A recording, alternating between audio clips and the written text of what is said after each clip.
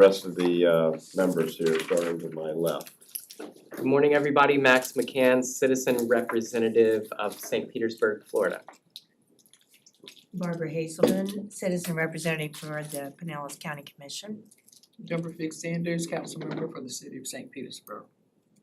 All right, thanks a lot. Now it's time for public comment. Do we have any public comment? None?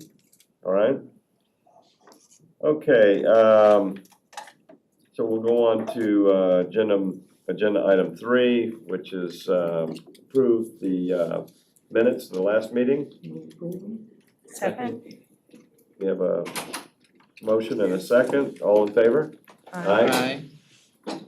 Okay, motion approved.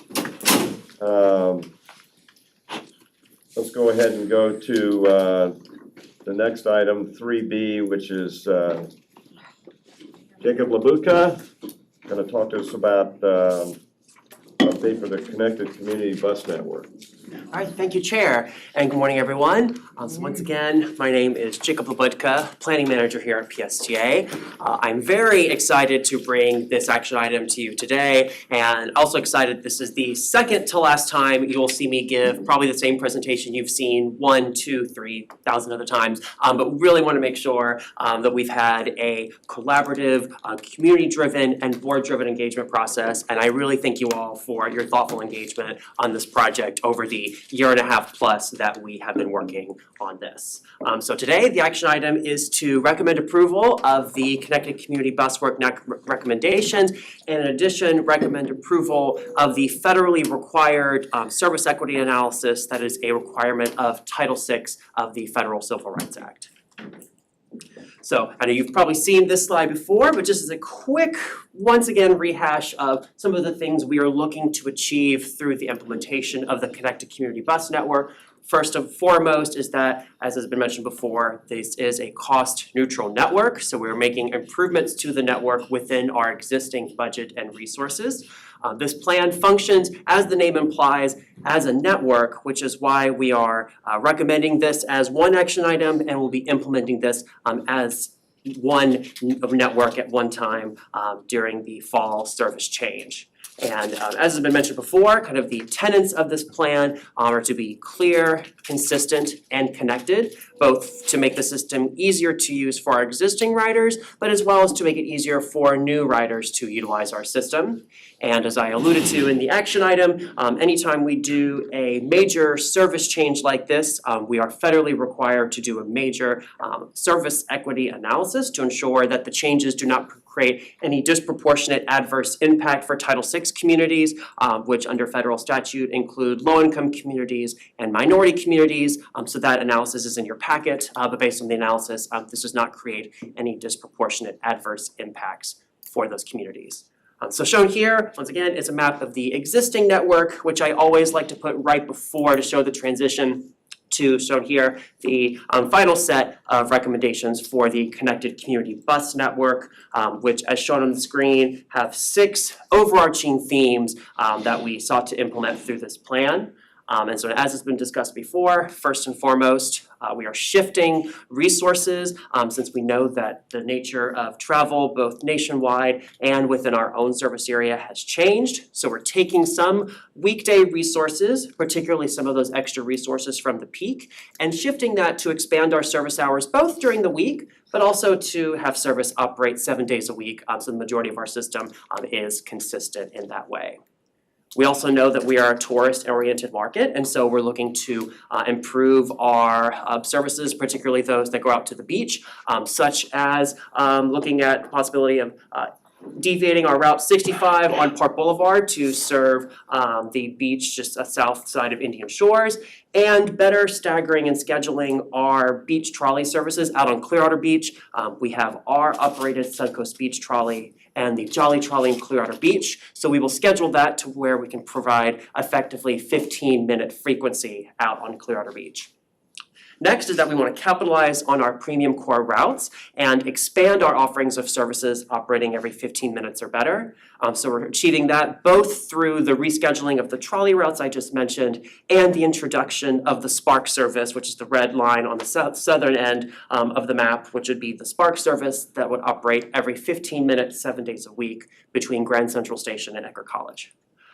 Next is that we want to make sure we're increasing access to jobs, and that's how we're measuring the access for riders in our system, or access to opportunity. So during the weekday, there is a modest increase in job access of about 6% based on how, for the average rider to reach jobs within 1 hour, 6% increase from our current network. But that increase is most pronounced based on how we're reallocating service on evenings and weekends. That increase is up to 24% access to jobs in those time periods.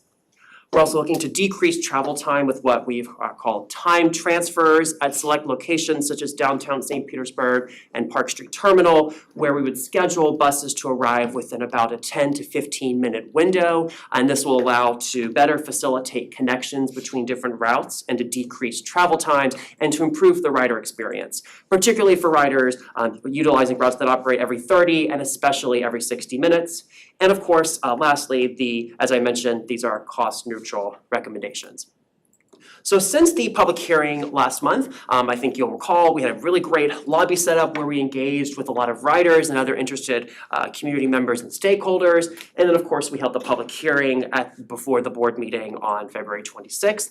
We received a variety of comments, received a lot of praise for the recommendations, but as you'll recall, we did receive a few comments from riders who, while they maybe have seen some improvements for others, their personal trips would have been impacted. So Devin and I very proactively engaged with several of those riders who made comments at the board meetings, and we were either able to communicate how the plan addressed their concerns, or we were able to go back with the bus planning team and to figure out what modifications we could realistically make to improve the experience for those riders. You'll recall particularly one particularly impassioned woman who spoke about her experience in the St. Petersburg area with modifications to Route 18 and 22 would have made her travel time just a little bit longer and would have required additional connections or would have required her to walk further. And so while we're not necessarily able to make modifications that will make everyone happy, we were fortunately able to work with this individual to address both her concerns, and in addressing her concerns, we were able to address concerns echoed from a few other individuals. So I'm just going to quickly run through these modifications made to 4 routes shown on the screen. So first off, we made a modification to Route 18 shown in green. In the original set of recommendations, we did remove service off of a short segment of 58th Street in between 9th Avenue and 22nd Avenue North. However, we did introduce the concept of variance, A and B variance, like we've done with other routes in the plan, and in so doing, we were able to restore some level of service to 58th Street to ameliorate that concern. For the Route 19 shown in blue, so talking with our operations team, we realized that there are some riders who do need to ride that have that direct connection to alternate 19. Excuse me, it keeps going ahead. I thought I turned the timer off. Sorry about that. Some riders who need to take Route 19 to access the heart of Tarpon Springs around Pinellas Avenue and alternate 19. The recommendations originally had it ending at Tarpon and Huey. So based on that feedback from the operations team, we made that revision to keep the original route structure in that area. For Route 22, shown in red, we originally had a deviation on the route near 34th Street to better serve some of the trip generators like Publix and other stores in that area. However, in so doing, we did receive comments both at the board meeting and via email that this would have impacted several Route 22 riders' trips. And so based on those comments, we did restore it to just keep it a straight line on 22nd Avenue North. And lastly, both based on a comment received from one of our operators and a comment from, I believe, a track member and an email we received, on the Route 24 shown in orange, which is similar to today's Route 23, We originally had it operating on 22nd Avenue South, and it originally operated parallel to the Pasadena Yacht and Country Club, but in so doing, we realized that we were missing some existing stops with more ridership on 58th Street and 15th Avenue South near Stetson University. And so we made the decision to deviate the route in that section to serve more areas of activity. So like I said, we were making changes up until the last minute to make sure that we were able to incorporate as many voices as possible, both at the hearing and from other stakeholders as well. So it's good, of course, that's how we've ended up with the final set of recommendations on the screen. So some of the next steps is following this meeting today. If approved today, this will go to the board meeting next week for a final vote. And if approved, we are immediately gonna hit the ground running to do everything that needs to be done for this to be successfully implemented, from scheduling to looking at how we classify and number the routes, working closely with Amanda and her team to make sure we develop a thoughtful marketing and outreach plan to ensure that we're communicating these changes, particularly to our riders, who will need to know how to replan their trips. And then this will be leading to an implementation around this October in the fall. And so with that, the recommendation once again is recommending approval of the Connected Community Bus Network recommendations and recommending approval of the federally required service equity analysis under Title VI. And with that, I'll pass it back to you, Chair, and happy to take any questions. Okay, we have questions. Okay, thank you. My first question is, are those two different votes, or can we vote on them together? I think you can put it together. We can vote on those together. Okay, I move approval on that, but I wanna say I was excited when I saw slide 6 and your slide 7, because that was going to be my first question, and that's what I've been waiting on, is to ensure that we really boasted about our marketing efforts and how we wanted to definitely receive the input of the riders and the community. And so my first question was gonna be, what changed? So you're absolutely correct. It is there, that change. So I do appreciate the fact that we've continued as an organization to listen to our riders. And you know that it's always been something that I've applauded PSTA for.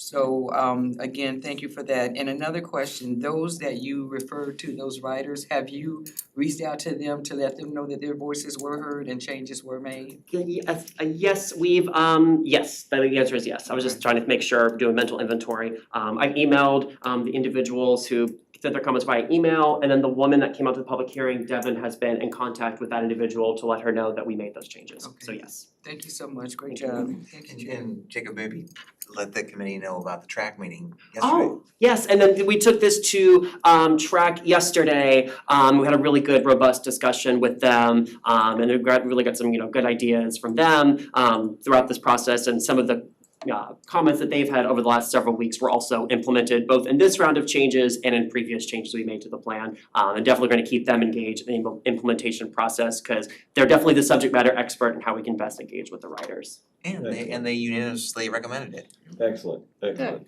Thank you. So we have a motion, do we have a second? Second. Okay, one comment, Of course. couple of comments. Anytime that we make modifications to improve the experience is a great thing. We ought to be doing that all the time. And Jacob, you're doing a great job on this. Decreasing the travel time and a lot of good things in here. I know on the last meeting we had, and we had the public come in, it was good to see that we talked to them and we got a lot of their concerns put to rest. So that's a good thing. So we have a motion and a second. All in favor? Aye. Unanimous. Okay, motion passes. Thank you all very much. Thank you. Okay, well, any committee members have any other business? If not, then, Wait, I do have a quick question. okay. Since someone brought up track, it has been asked how if anyone from neighborhood associations can get involved in track, how does that work? So the track committee is our Transit Riders Advisory Committee, so you have to be a rider, a regular rider. But yeah, neighborhoods can recommend people that ride. It is, we want to have a all parts of the county represented, so there's like a slot for North County and the beaches and St. Petersburg and all the different parts of the county. But if you know somebody, I think, I don't know if we have any openings right now, but So you have to Yeah. have openings, okay. All right, thank you.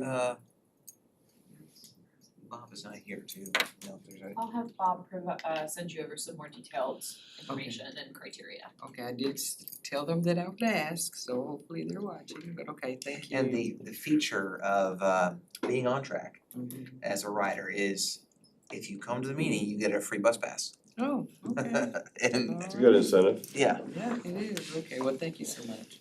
All right, any other questions? No, sir. Okay, if not, then our next meeting is April the 16th at 10:30 a.m. and this meeting is adjourned. All right. Thank you. Thank you. So maybe we need anybody to go downstairs.